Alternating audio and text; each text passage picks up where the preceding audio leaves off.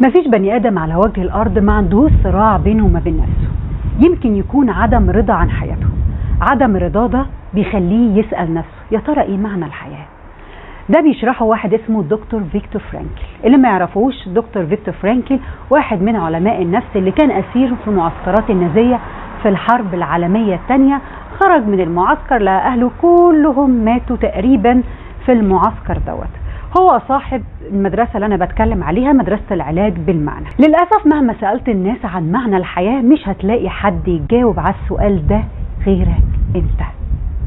بس خلينا الأول نعدل السؤال ونقول هو إيه معنى حياتي أنا؟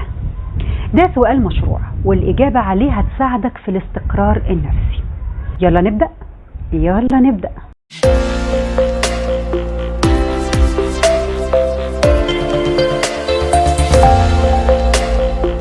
برحب بكم أعزائي المشاهدين والمشاهدات في الفكرة إيه المعنى في حياتي؟ علشان نفهم الموضوع هقول قصة صغيرة. كان في واحد مسجون من المساجين اللي كانوا موجودين في المعسكر مع فرانكل. صحي الصبح لقوه رافض يلبس هدومه أو يقوم من مكانه أو يروح الحمام، وكان بيفضل على الأرض نايم بعرقه وحمامه من غير ما يتحرك. وبيقولوا إن ما كانوش عنده قلق ولا حيرة تماما، وكأن الحياة خلصت خلاص، وكان بيرفض إن حد يساعده تماما. وبدأوا يسألوا هو إيه اللي حصل علشان الشخص ده ينهار كده.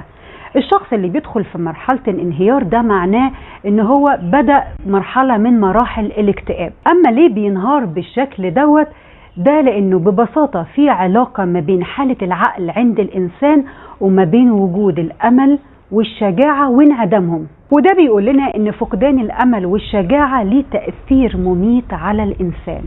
وده بيقول لنا برضو ان فقدان الامل والثقة في المستقبل وعدم وجود معنى بيفقد معاه الانسان التماسك، وبيسيب نفسه عرضة للتدهور، وبيبقى عرضة للانهيار العقلي والجسمي.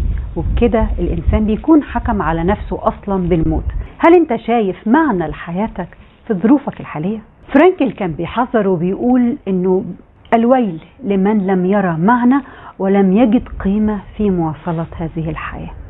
هقول الحاجات اللي هي مش معنى.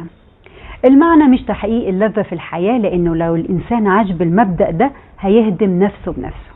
المعنى مش هو السعادة والنجاح، وقال إن السعادة والنجاح وتحقيق الذات هما نتيجة لتحقيق الإنسان لمعنى حياته. نقول بقى إيه الحاجات المعنى؟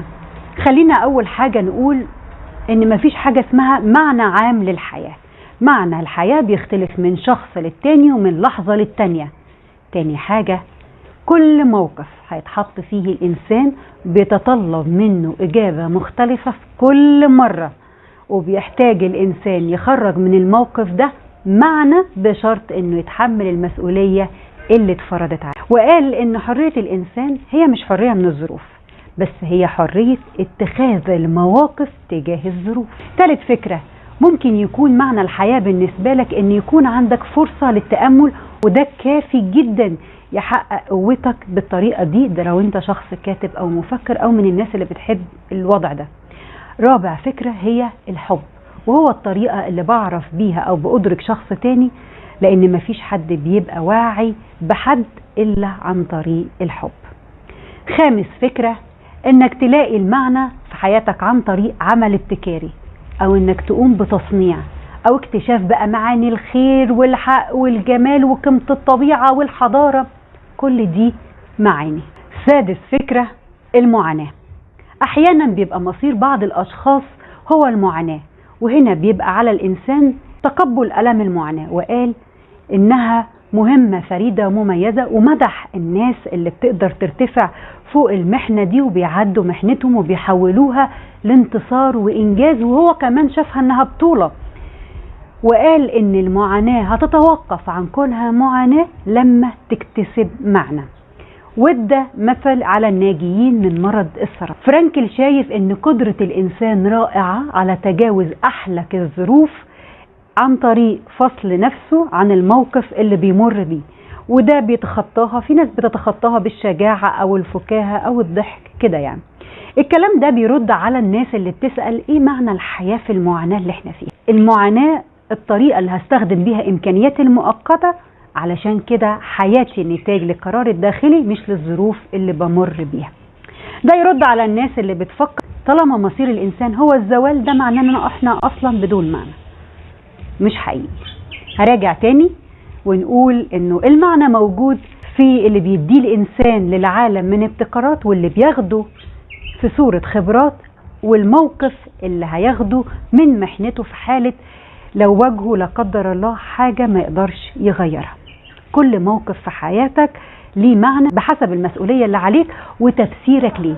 وقال ان المعنى الفريد النهاردة ممكن يبقى قيمة عالمية غدا، زي القبيلة اللي كانت بتاكل لحوم البشر بس شخص منهم اكتشف انه ينفع يبقي على عدوه، فبقت الإنسانية هي القيمة العالمية النهاردة.